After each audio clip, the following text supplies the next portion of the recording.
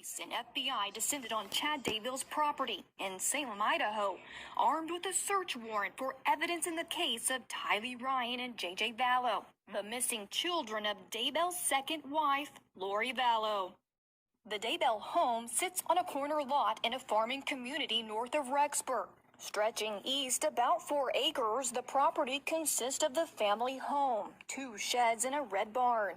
Just feet from this busy road is Chad Daybell's backyard. Searchers focused on this area beyond the red barn, digging in the dirt under blue tarps for 2 days.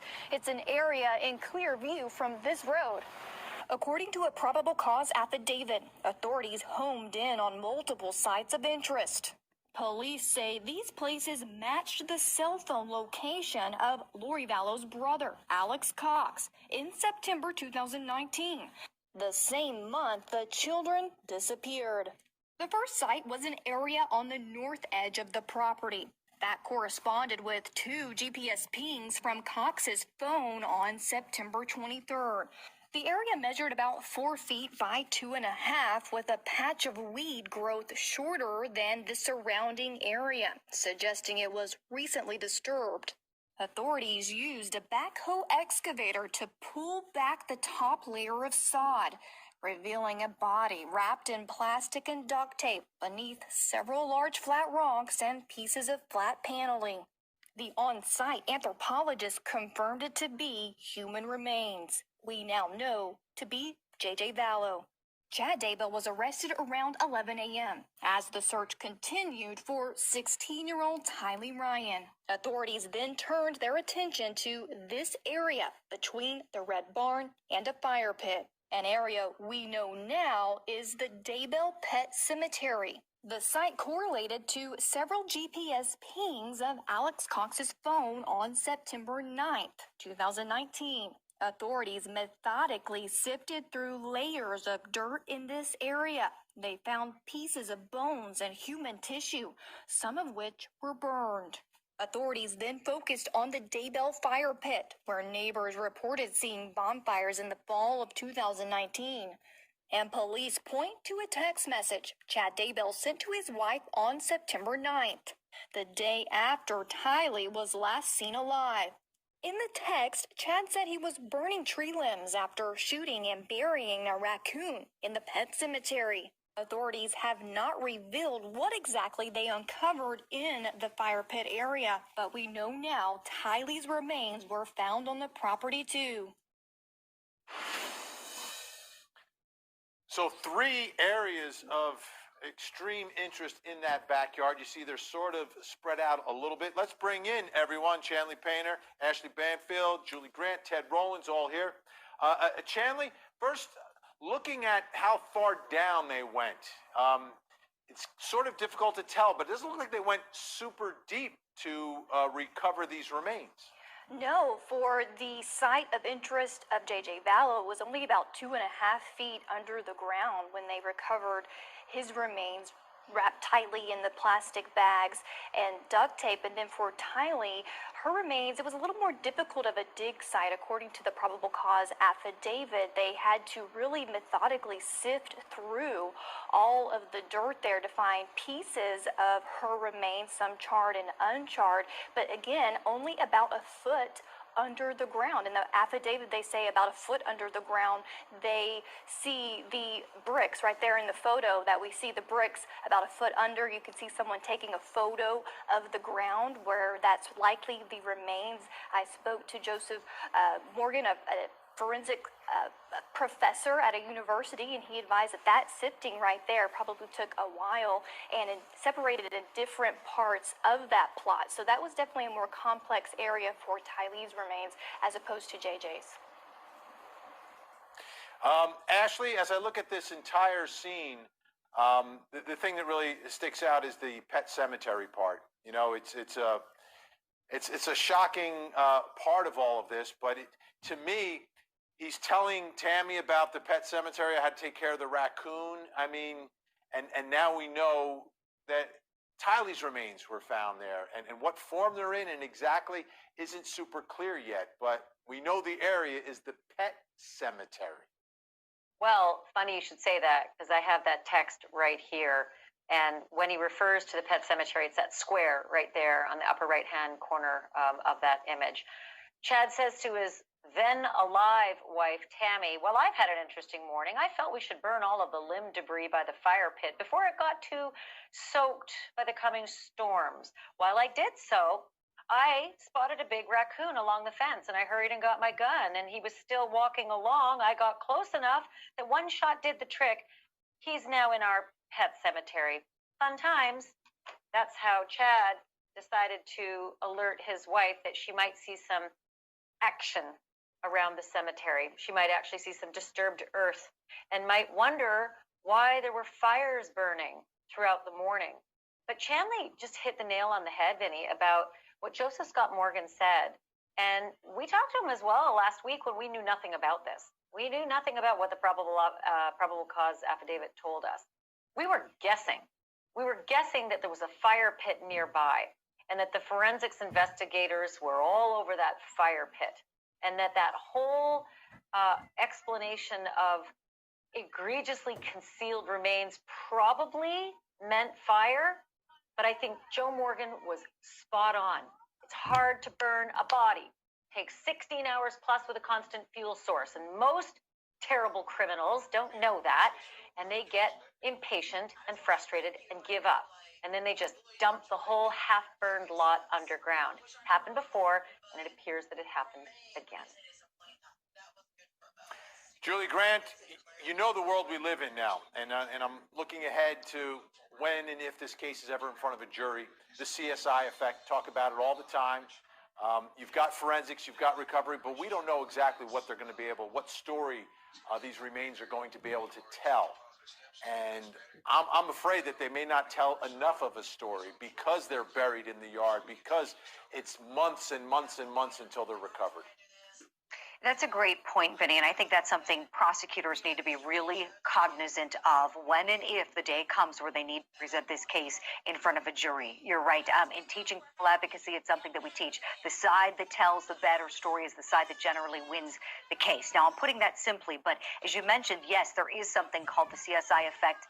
Take a minute, look it up. It's really fascinating. It's a scholarly concept. There's lots of scholarly research and articles written about it that essentially says because folks love true crime shows and movies, they come to expect forensic evidence when they get to a real life trial. And oftentimes you don't need it. And practically speaking, it's very, very expensive to do all sorts of things.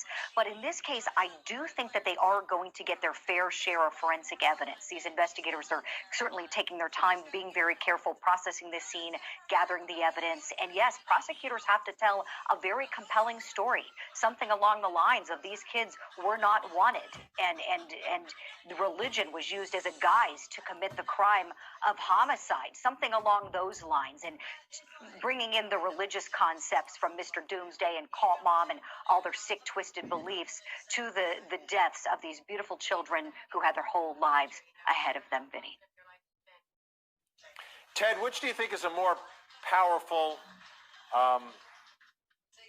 concept inside the courtroom? The fact that the defense is going to be saying they can't tell you how or exactly when or exactly how these children died, versus the prosecutor can say 2 children were discarded in a backyard. One was burnt and spread out in a pet cemetery. Another one was wrapped up and duct taped and buried in the yard. Which do you think pushes a jury more inside a courtroom? Oh, it's the narrative. It's the story. Check Scott Peterson. They don't know how he did it, where he did it, and exactly when he did it. But who else would have done it, right? And that is what's going to transpire here, especially with Chad Daybell, because with that text that he sends his wife, he's there. He's there when Alex Cox is there. Lori Daybell, a little bit more difficult, but she's the mom of these children. And believe me, she wouldn't be prancing around with him in Hawaii if she didn't know what happened to her children. And I think the narrative is so strong here. It's disgusting.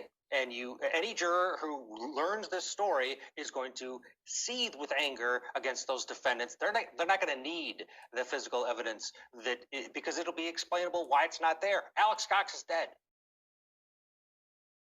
Yeah, and you know that's the concept I called not giving a defendant the benefit of the doubt versus talking about reasonable doubt. Chanley, will there be any answers from the autopsies? There will be, but we're going to have to wait a few more weeks. In fact, the coroner released a statement today updating everyone on the status of the autopsy results. The autopsy are complete, but there's additional testing underway for the remains of Tylee and Joshua, saying that outside and ancillary testing has been ordered and will take several weeks to return. Once all results are received, the forensic pathologist reports will be provided back to the Fremont County coroner. So what we know is that the coroner's office in Ada County, that's where the pathologist was, that's in Boise, Idaho. So that was several hours away from Fremont County. So once that testing is complete, then we will likely know what they can determine, if they can tell us the cause or the manner of death and how they came to be buried there in the backyard. You know, Ashley, the other part of this is the investigation is continuing, right? And there's testing being, I just hate, we're talking about two children. And they have not had any sense of a respectful, proper burial. And I'm wondering when that's going to happen, where that's going to happen, and how that's going to happen. That's a hard one, right? Because both of these children don't have dads. Both of their dads were married to Lori, and both of them are dead. And mom is in jail. I don't see that changing anytime soon. Stepdad now, Chad, is in jail. I don't see that changing. They have grandparents. Larry and Kay Woodcock would bend over backwards to ensure that they had a memorial. They have been completely distraught over all of this. And Lori Vallow has a mother, and as the mother, children as well, who are none too pleased about the situation now, but certainly side with the children. So there are still family members left to memorialize them. When their remains are released is anybody's guess, because as I've spoken with the detectives in this case, they say we're not rushing this one, not with a Casey Anthony kind of case, left, with the verdict that we saw in Florida. We're not going to see that happen here. We're going to make every single effort to have every duck in a row before we go ahead with the case. Trials we've covered on Court TV, Ashley. We've seen it done many times, and sometimes it's absolutely amazing how a piece of evidence that you wouldn't think would lead to anything can lead to a killer.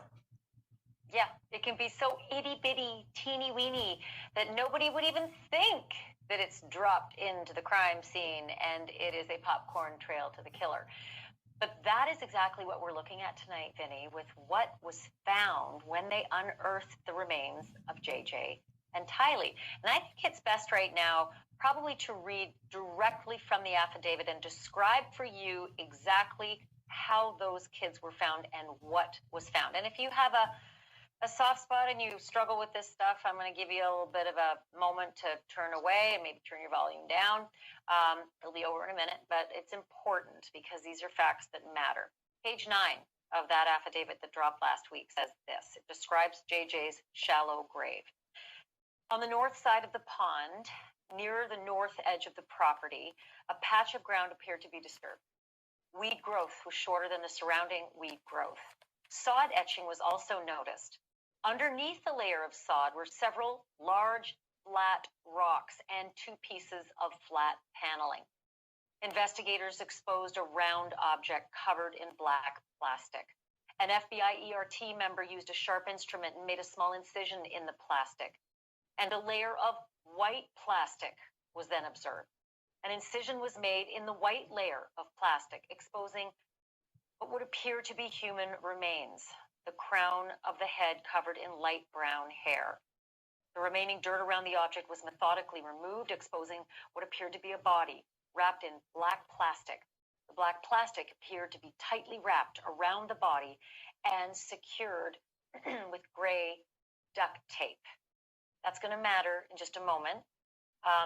That's the description of how the investigators found JJ over by that pond. It's like a dry pit, but basically it's the pond.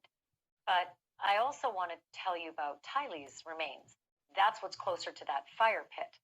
right near that red barn there. Again, from the affidavit, a second site of interest was located behind a red unattached outbuilding located roughly in the center of the property near a fire pit, an area used as a pet cemetery.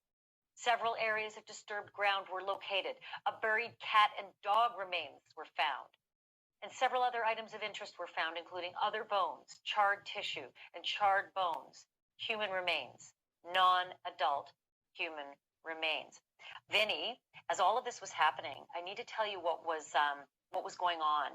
That isn't underground; it's right on top of the ground. Chad Daybell was sitting in his driveway. I'm not sure if you can even make it out, but he was sitting in his car in his driveway, watching the investigators as they started their dig. Then he moved his car across the street to his daughter's house and sat in the driveway from there, maybe to get a better view. But they said he intently stared at them while he did this, and the minute they discovered the head of JJ, that would be the beginning of their excavations of human remains, Chad took off. He took off, and they chased him, and they did a traffic stop, and they arrested him. And that was the last time Chad was walking around these parts. So that's kind of how that day progressed. But JJ's remains really could tell quite a story. Vinny, I don't think it was lost on you that there were flat rocks and panels used under the ground. And maybe to the untrained eye, you'd wonder why. But maybe to a grave digger, you might know that as a body decomposes, it will probably become smaller. And then the earth above it will collapse in, and there might be a divot. And that might be noticeable later on. I don't know. I'm just waxing here. But prior cases that we've covered, Vinny, have been solved because of things that were described in that affidavit, like garbage bags and duct tape. Do you remember Melanie McGuire back in 2007? Yeah, she's from New Jersey, like me. I absolutely remember that case. Melanie McGuire murders her husband, dismembers the body, wraps it up, and then puts it in some suitcases and dumps it in the Chesapeake Bay. Yeah. Used garbage bags and duct tape. And who knew that garbage bags actually have their own little signature? They have something called striations. They have patterns. And one garbage bag found around a body can easily be matched with other garbage bags found under your sink because they come from the same lot and the same tools are used to spin them off the production line. Who knew? We found out in Melanie McGuire. Have a look at that moment. When you refer to striation lines, those refer to what on the garbage bags themselves? They're clear or dark lines through the bag. We have a wood grain pattern. They look like, I guess, arrowheads. You can say they're chevrons. It's a dark pattern throughout the bag. There's a fine, clear line that goes down the bag all the way through. All right, and that's throughout the bag. If you look up really close, you can see them. All right, and they're the striation, extrusion striations that we examine. And they're spaced apart throughout the length of this bag, okay? And they're thicker, some are thinner. It depends, depending on the bag that you're looking at. And there are key factors when we do a bag examination to look for that dye striations. They have to match up, okay? They're there. It's real simple. I've been doing this now, and what I to do is you can take a bag in your garbage bag and look it up in the sun, and you can actually see certain bags have just the extrusion lines and maybe the pigment. Some will have this chevron or this wood grain pattern. Depending on the type of plastic they use, depends on what kind of pattern they have. And it's a constant flow, right? They add the molten plastic, it goes through this extruder. So it's kind of like the fingerprint of that extrusion line, or the line that makes the bags.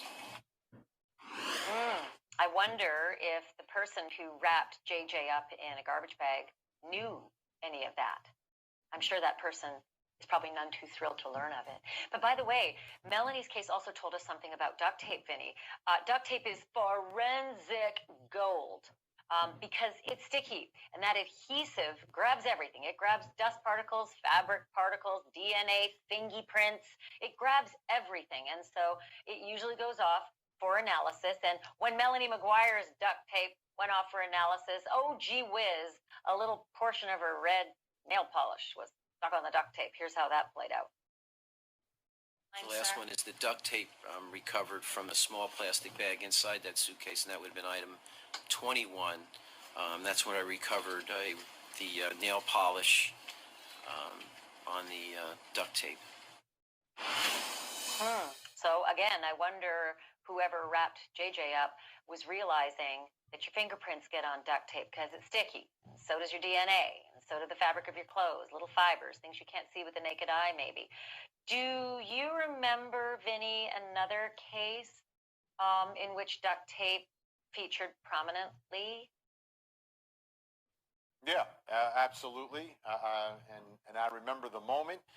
The jury the jury saw it, but viewers at home didn't necessarily see it. And we're talking about when the mother of Kaylee Marie Anthony was tried for her murder. There was duct tape that was placed over the mouth of Kaylee Marie. And I remember the moment, and again, we didn't show it to viewers, where they lift the skull up, and you can see the way the duct tape went right over the nose and mouth of Kaylee Marie, of the remains that were left, and there were hairs from Kaylee Marie that were stuck in that duct tape. Yet, 12 people from Pinellas County, Florida. I know. Have a nice day. I know you're going to say it. I know you're going to say it. I know it, but I had to bring it up because I don't think there's going to be one show that I do where I don't mention all roads lead back to Casey. The reason I bring it up, though, is specific. Casey's case had that duct tape found. The remains of her daughter had duct tape, and they did analyze it. They did look for it, and what they discovered was not so much the fingerprints or DNA or anything like that. What they discovered was that duct tape matched a roll at the Anthony house. Apparently, it was very rare duct tape. It was called Henkel duct tape. I think we might even have a picture of it because George Anthony was using that duct tape to put up posters of missing Kaylee. And that featured in the trial. The jurors got to see the duct tape used on the missing posters. And see if we can roll that. There's a very, very short moment in Casey Anthony's trial, but it was the linchpin that brought the duct tape on the body of Kaylee Anthony. It brought it right into the Anthony home. So whoever wrapped up little Kaylee was using the roll of duct tape from the Anthony home. And you know what? It was kind of fascinating because they also found a little sticker stuck to the duct tape. And that sticker had a heart shape. And that sticker was something that was similar to what could be found in little Kaylee's bedroom. Have a look at how that played out. It was approximately the size of a dime. And the best way to illustrate what I saw was if you were to wear a Band-Aid for an extended period of time and eventually remove that Band-Aid, you have that glue or debris surrounding the outer edges of that Band-Aid. The outline of the heart resembled that glue or debris that if you had been wearing a Band-Aid for an extended period of time. However, rather than in the shape of a Band-Aid, it was in the shape of a heart. Oh, that was one of the more heartbreaking, sorry for that pun, it wasn't intended, heartbreaking moments of that trial, knowing that Kaylee's body had been disposed of with a heart-shaped sticker over the duct tape. But I should also mention, Vinny, just for those who are watching who are true crime fans, the duct tape might have been the worst part of the case for the prosecutors because they wanted, and this is where I argue with you, I side with the jury here. They wanted the jury to believe that Casey put that duct tape over the nose and mouth of her own living, breathing daughter and watched her die. But they had no evidence to suggest that. It was just the size of the piece, and they kind of tried to theorize and match it up, with the skull. And it was, I think, a big reach. I really felt it was a big reach. You don't think so? No, it was there. The duct tape was there. I mean, someone dies accidentally, and then you duct tape their mouth? Yeah. What? Yeah. You try to make it look like there's Who does that? You try to make it look like there's a boogeyman in the neighborhood. I really, to this day, think that Casey did something terribly negligent and reckless, and that child died, and then she panicked and tried everything. She's such a good liar that she lied by her actions, in my opinion. So, I felt that she lied by her actions and how she may have disposed of that body. Yeah, she lied every time she opened her mouth, but I mean, the prosecutor argued, and I thought it was a common sense argument. Who takes an accident and then tries to make it look like first-degree murder? No one. And by the way, if she no one drowned in is the like pool, Casey. Oh, no one's like Casey. Who lies and about by the way, anything and everything? But if she drowned in the pool, there was a test you could have done on the bones. There was a Yeah, test on her I don't think remains, that and there were only happened. bones left. No, it didn't happen. But if this was an accident, like was argued, the defense should have tested the bones. But instead, no, they didn't. No, Did they? I know, and we should do a whole hour on Casey, honestly, because I could argue till that cows come home on that one. But in the end, there were no fingerprints. I should mention on Casey's duct tape or Kaylee's duct tape. So that was a little more tricky.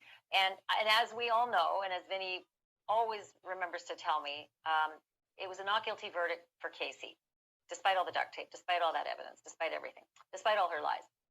Melanie McGuire, however, that was not so lucky for her. That duct tape and those garbage bags and that evidence, the same kind of evidence we're seeing in J.J. Vallow's excavation of his gravesite. For Melanie McGuire, that was, well, let me just show you how it played out. How do you find this to the count of the indictment charging Melanie McGuire with the murder of William McGuire between on or about April 28, 2004 and on or about May 5, 2004 in the township of Woodbridge, Middlesex County, New Jersey, elsewhere and within the jurisdiction of this court? Guilty.